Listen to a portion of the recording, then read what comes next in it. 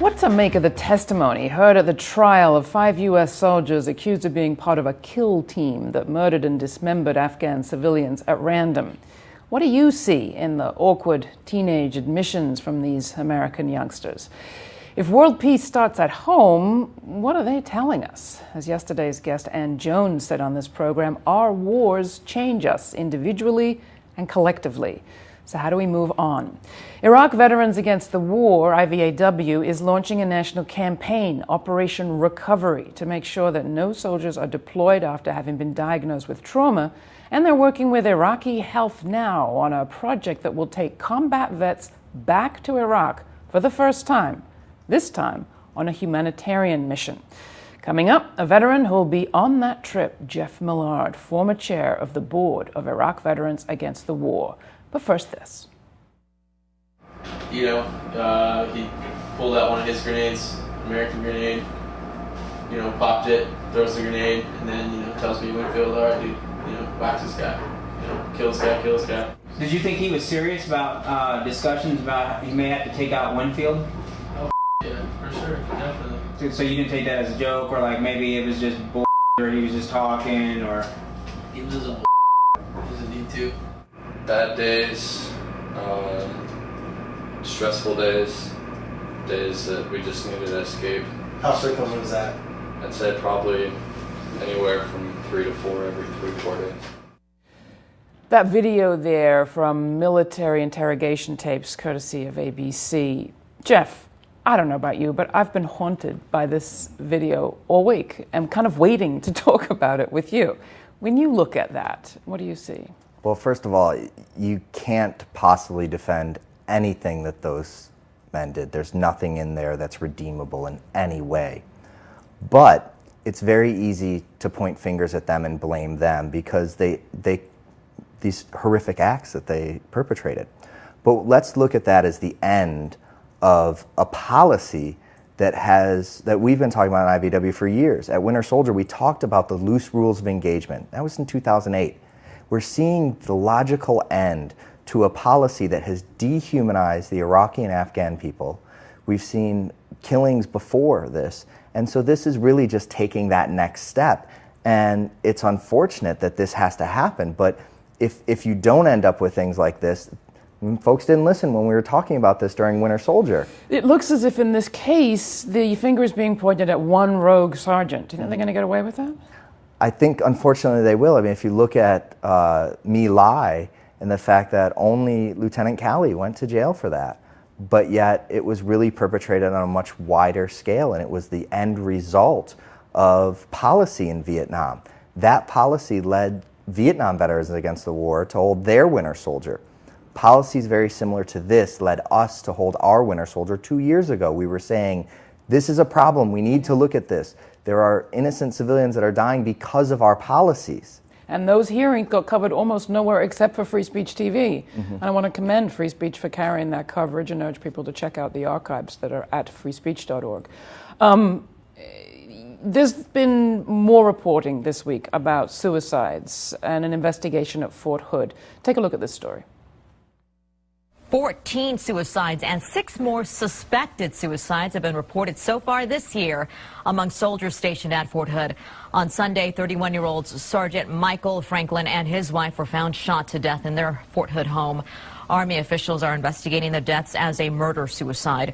2 soldiers also died on Saturday in unrelated apparent suicides, including a veteran of 4 tours in Iraq.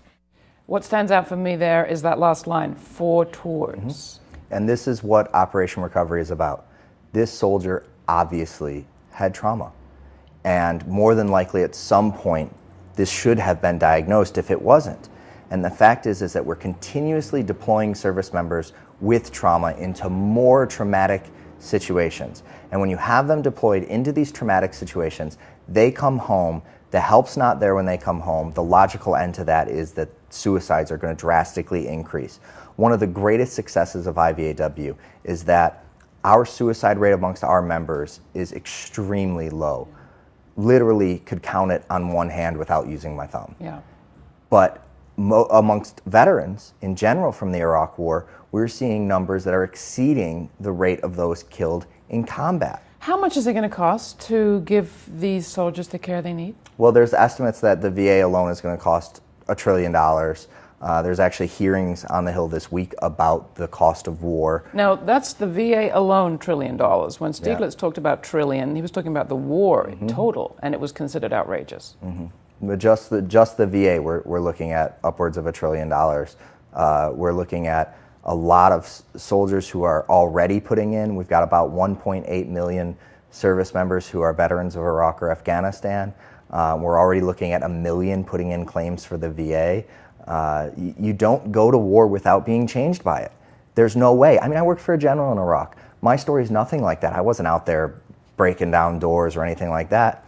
And yet, we faced mortar attacks on a daily basis. Those things change you. And you don't come back the same. Let's not forget the people who we've left in Iraq, the Iraqis whose lives have also been devastated. We went for a search of any coverage of civilian life in Iraq since the quote-unquote declared end of combat. This is all we could find. Al Jazeera English.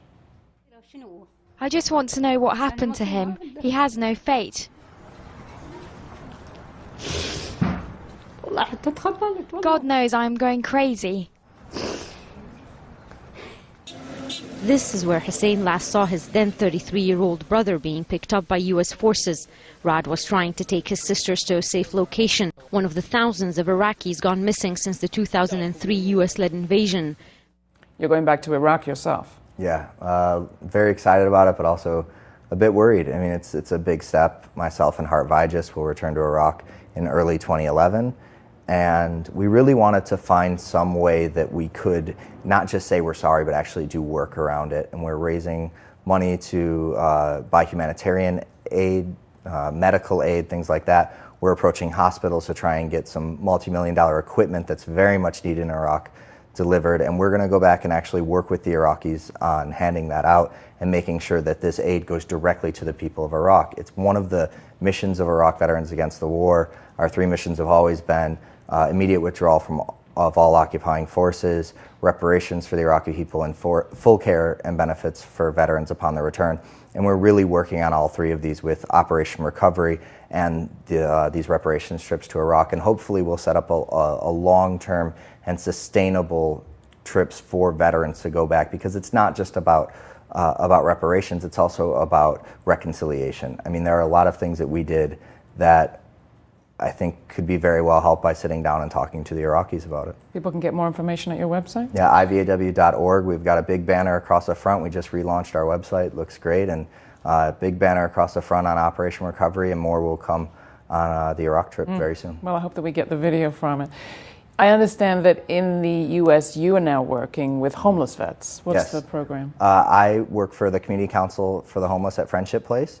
I am the director of our Homeless Veterans Initiative. It's a policy initiative trying to end homelessness among veterans within the District of Columbia. It's a 2-year initiative. I've helped to reshape policy on a number of issues, get a lot more funding available. I'm right now working on the Homeless Veteran Stand Down, which will be coming up in January of 2011. Well, the work goes on, Geoff, and you've been doing this a long while. I thank you for that. Will Iraq Veterans Against the War be in Washington October 2nd for the One Nation rally? We will. We will be meeting up at the Vietnam Memorial, and we will be participating fully. Yeah. And there's more information at your website? Yes, you can find more information on Operation Recovery and the Iraq trip, as well as the One Nation March, at IVAW.org. Excellent. Well, we'll be there bringing you live coverage, and there's much more on One Nation and more ahead. Geoff Millard, thanks for joining us. Thank you.